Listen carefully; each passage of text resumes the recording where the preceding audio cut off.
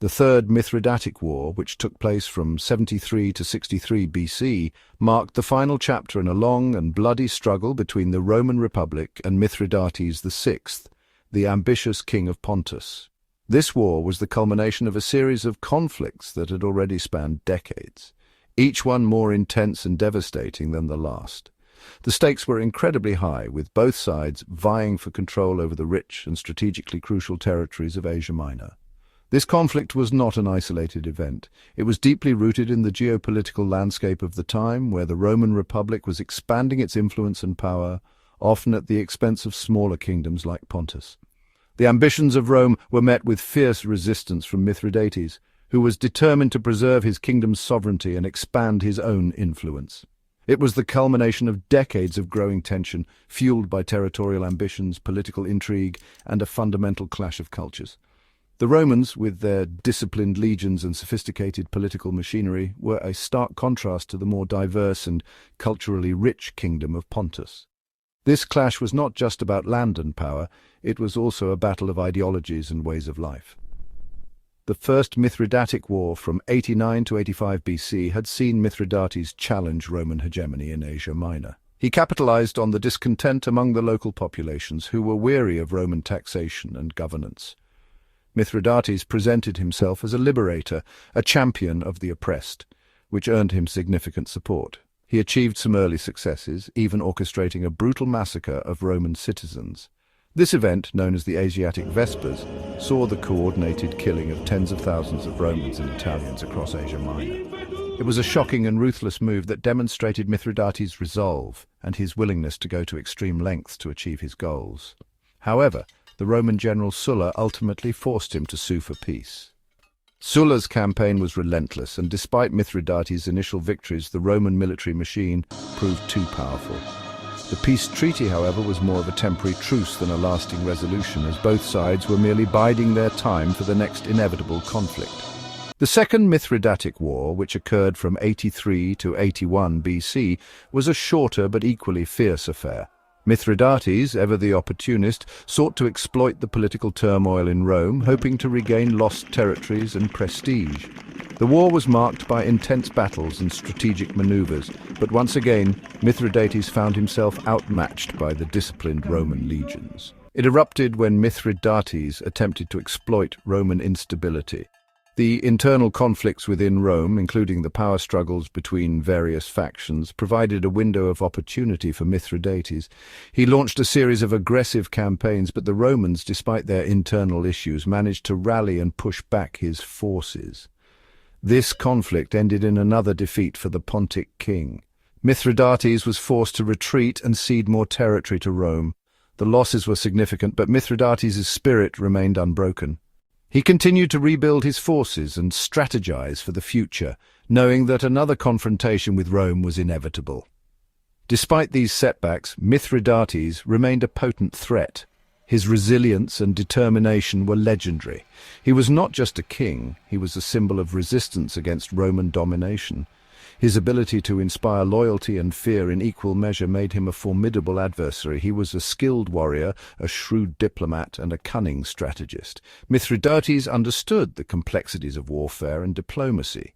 He knew when to fight and when to negotiate, always keeping his ultimate goal in sight, the preservation and expansion of his kingdom. He understood the Roman thirst for conquest and prepared his kingdom for the inevitable renewal of hostilities. Mithridates invested heavily in his military, ensuring that his soldiers were well-equipped and well-trained. He also fortified his cities and built alliances with other kingdoms that were wary of Roman expansion. He strengthened his army, forged alliances, and built up his resources.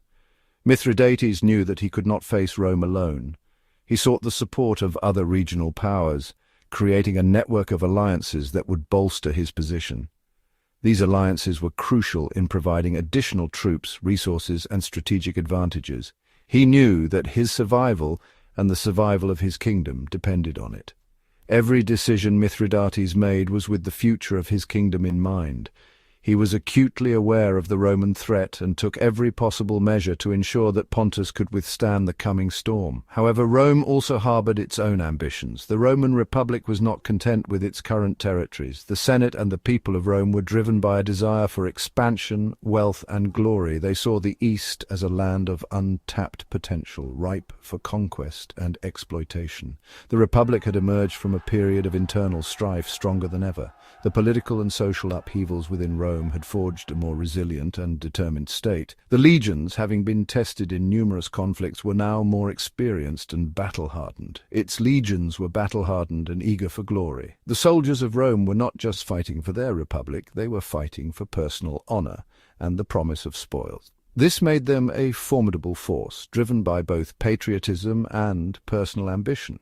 Its politicians saw the East as a land of riches and opportunity.